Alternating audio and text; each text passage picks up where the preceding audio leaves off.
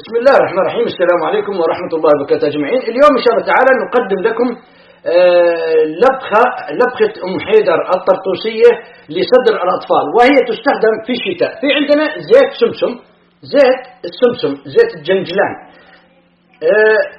هذا الطفل يعاني من سعال شديد في صدره. تعالي يا روفي امسكي لي القرعة هاي، خليكي عندك. الآن نضع زيت السمسم ونبدأ بمسح صدر الطفل.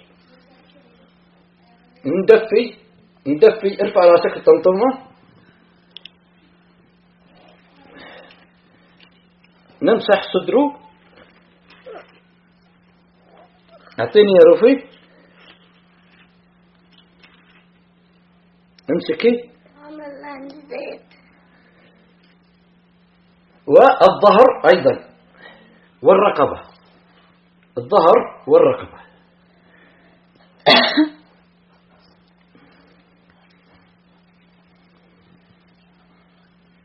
زيت السمسم، وهي وصفة إن شاء الله تعالى لإخراج البلغم من صدر الأطفال وليهدئ السعال ويشفي بإذن الله صدرهم. سبق وقدمنا وصفة من وصفات أم حيدر الطرطوسية ولاقت استحسان كبير جدا. ارفع راسك يا طمطم. أحسنت. ها؟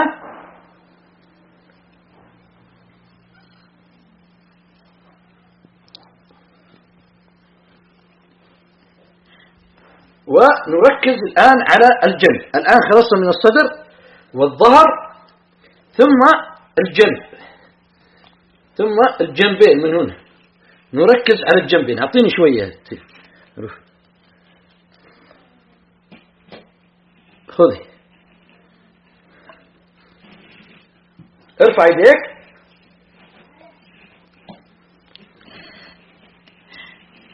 ندفي الصدر، ندفي بين الأضلاع من هنا، الصدر بين الظهر وبالنص خاصة. ثم الرقبة. لا تتحرك، عادي خليك. ها؟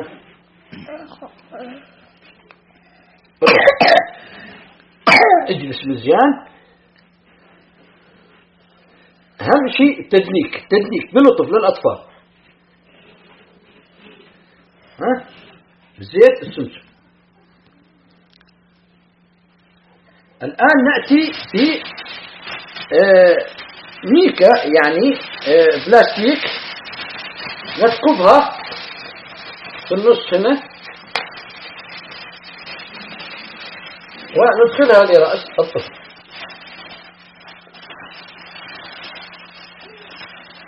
وهنا نثقبها أيضا. تني يدك طمطمة وندخل يد الطفل هكذا، ثم اليد الأخرى نثقبها من هنا. دخل ايدك، ثم نلف ونأتي بملابس الطفل ونلبسه. نلبس الطفل ملابسه. اعملي باوس بالله. الآن لبسنا الولد كما ترون. انظروا لبسناه ودفيناه بشكل مزيان. الآن نعطيه ملعقة من الطحينية، وهي معجون السمسم، معجون الجنجلان. إذا ما عندك طحينية جنجلان، دقيه، هرسيه، واعطيه ملعقة. أضيفي عليها زيت الجنجلان، زيت السمسم. أعطيه ملعقة صغيرة صباحا ومساء قبل النوم، وإن شاء الله تعالى يستفيد. هذا هذا معجون الجنجلان، وهذا زيت السمسم. زيت الجنجلان، زيت السمسم، وهذا طحينية أو عجينة الجنجلان. هذه عجينة الجنجلان. تفضلوا، عجينة الجنجلان.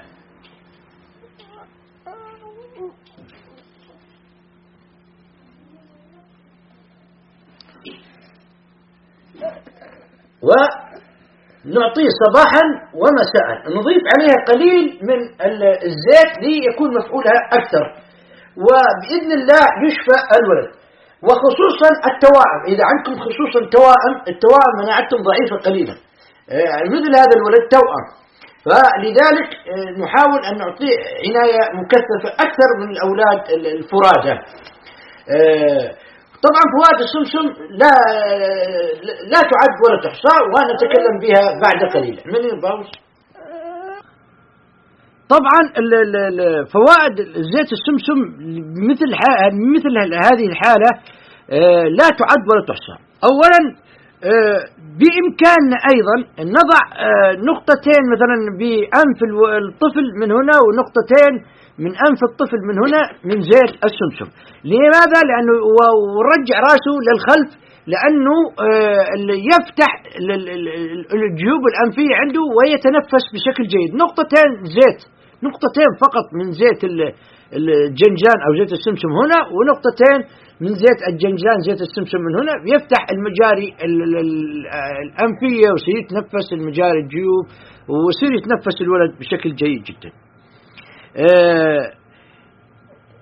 أيضا زيت الجنجلان زيت السمسم هذا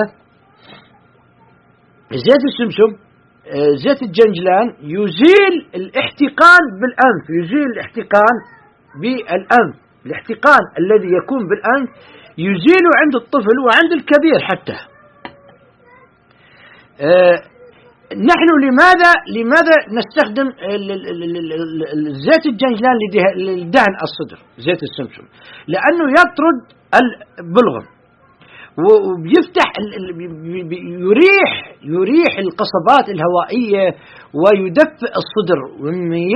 عندما الصدر يصير دافئ يخرج البلغم من حلق الولد ويذهب الاحتقان بصدره ويرتاح.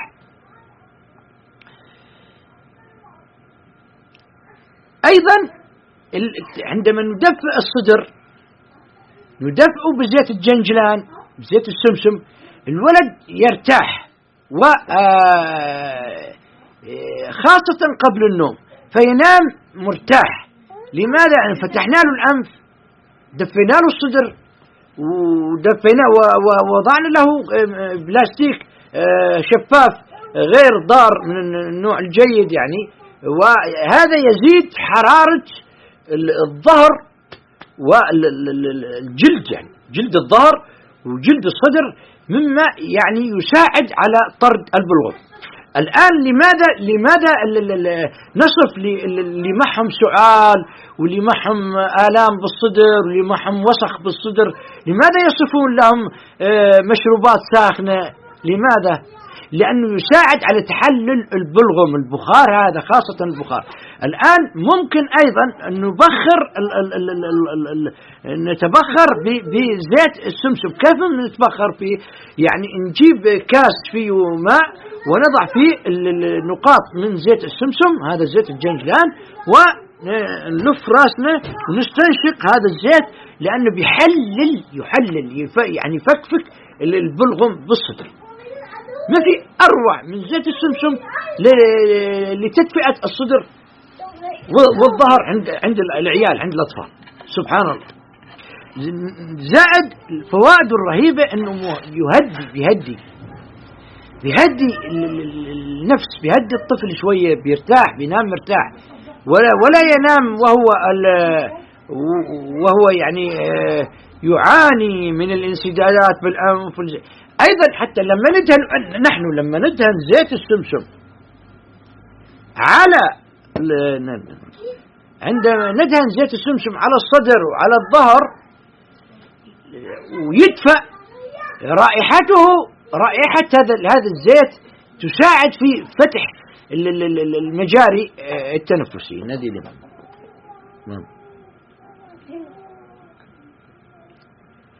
الحقيقة هذه من الوصفات الرائعة جدا التي يعني جربناها بالبيت وعلى أنفسنا ويجربها كثير من الناس، وهي وصفة من الطب الشعبي السوري والعربي عموما.